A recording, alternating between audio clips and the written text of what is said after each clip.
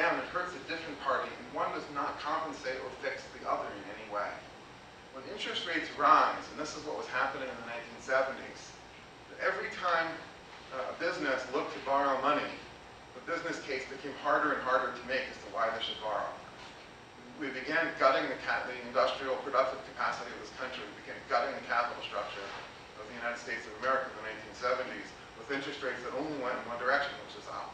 And every time a piece of equipment came to replace, every time somebody went to the bank and said, I've got a business case for this, the bank would plug in a higher interest rate, and more marginal cases became sub-marginal, and so everything shut down. That devastated the Midwest, the so-called Rust Belt, that devastated pretty much everywhere.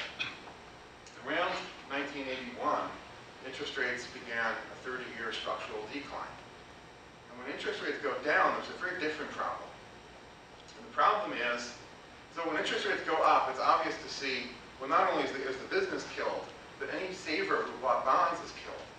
So if you buy, so because the price of the bond and the interest rate are a seesaw, if you buy a bond at 5% interest, and the interest rate goes to 10%, for a long bond, you almost lose half your capital.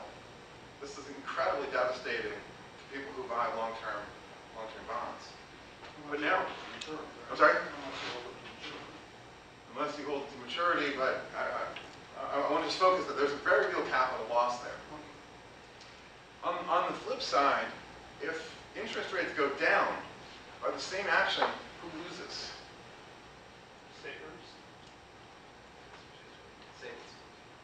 No, the bond issuers.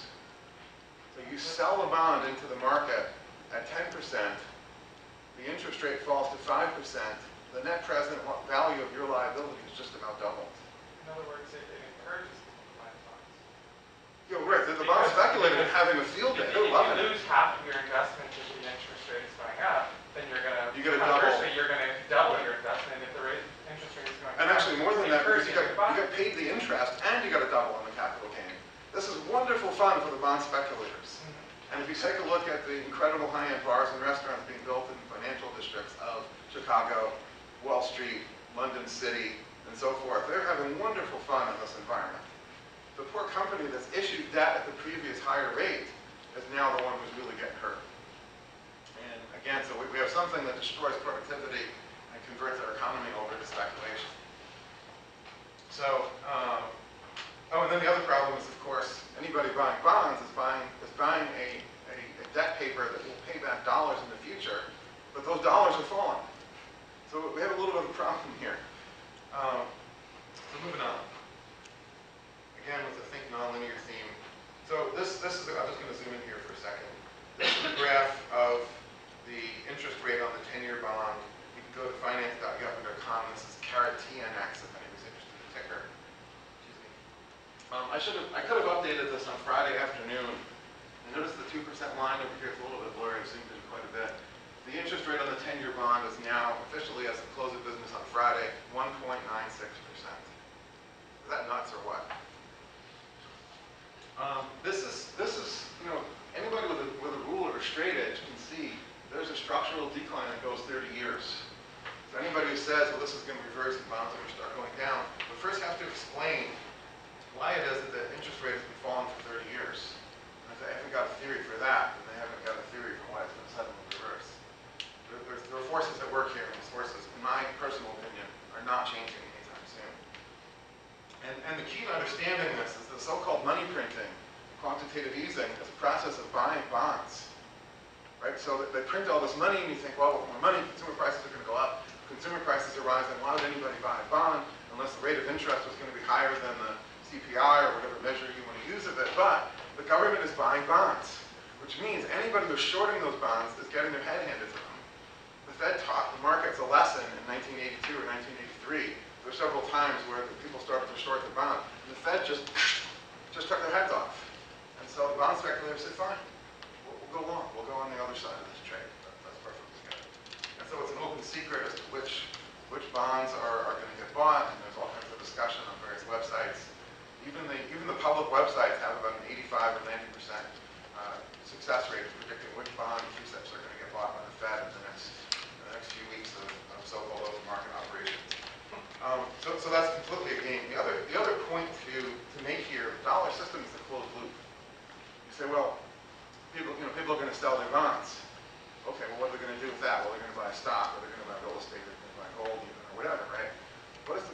do if you got the money for selling the real estate or the gold or the stock?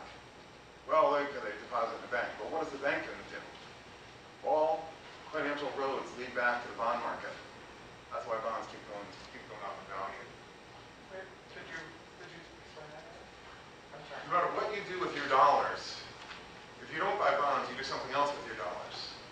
The person that you give the dollars to has a limited range of choices, but ultimately those dollars are going back to the bond market. You mean, okay, government bonds? Yes, U.S. Treasury bonds. Okay. For dollars, and then for other currencies it's a little bit different. But. Can I ask you a question about this graph? Your starting point on this graph was at the height of the Carter inflationary period. This was 1981, so this is the beginning of Reagan. That's right after Volcker started raising the interest rate. Yes. Okay.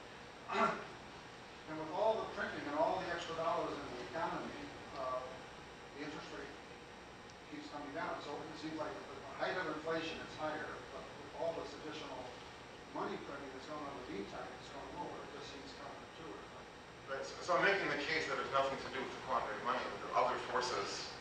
And so you can point to this peak. So first of all, there was a gigantic policy change in 1971 who said that the dollar is no longer redeemable to gold, even to foreign central banks. And so the system almost came off the rails in the 1970s. It's hard to say exactly how close that was to happening. I was a little bit young at the time to go in and studying it. But then there was a qualitative change. The Volcker policy was to ram interest rates up to astronomically high levels and then begin this process and continue with Greenspan, continue with Bernanke of just pushing it down and down and down and down and down. Now at this point it's become a self-reinforcing feedback loop that I contend this can't end. The interest rates are going to keep going down until probably weeks before the end. And then, then it'll be very volatile probably.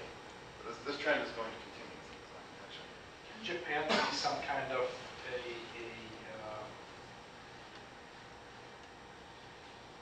Japan was pretty much zero or negative interest rates for a really long time now. Can they be kind of yes, I was going to say, we're following the same path as Japan. The Japan 10-year bond, I want to say, is under 1%. I don't follow that market that closely, but it's quite a bit lower than ours. There's no particular end to this. And by the way, the other point to this, from our last bullet, don't think of a linear decrease of this. Think of successive halvings. Even if your interest rate is 0.1% on the 30-year bond, you could still cut that to 0.05. And from 0.05, you go to 0.0025. There's no particular end to this. And every time you do, you double the value of the debt, you double the debt burden on the debtors, and obviously you give the speculators trillions and trillions of free unearned dollars. So gold was a very elegant system, and paper has completely corrupted every last aspect of it. One other point I want to make, talking about interest, in every exchange you have to ask, okay, what's being exchanged? In a lending transaction, what's being exchanged is wealth for income. You have a person, typically an older person, maybe retired, who has wealth, but no income. You have a younger person who has a surplus of income, but no wealth, and he needs wealth in order to open up a bakery store or whatever it is. So this is the transaction. Sorry, what's the distinction? What's income? You said the What is income? A month, yeah. a weekly salary, let's say, or gold coming in every week or every month. And let me sort of motor through this, and then I'll stop for questions at the end, because I think I'm getting short on time here. I still have a bunch of material to get through. I'm just going to move on. Fractional reserve banking. This is the thing that so-called Austrian school economists hate today. We'll talk about this a little bit. This is the big myth, right? The bank takes in $100 worth of deposits and creates $1,000 of money. Creates it out of thin air, and this is just fraud, right? Here's the reality. When fractional reserve is when the bank lends less, not more, less than its deposits. But it's hard to really understand this without understanding the difference between money and credit. So gold is money.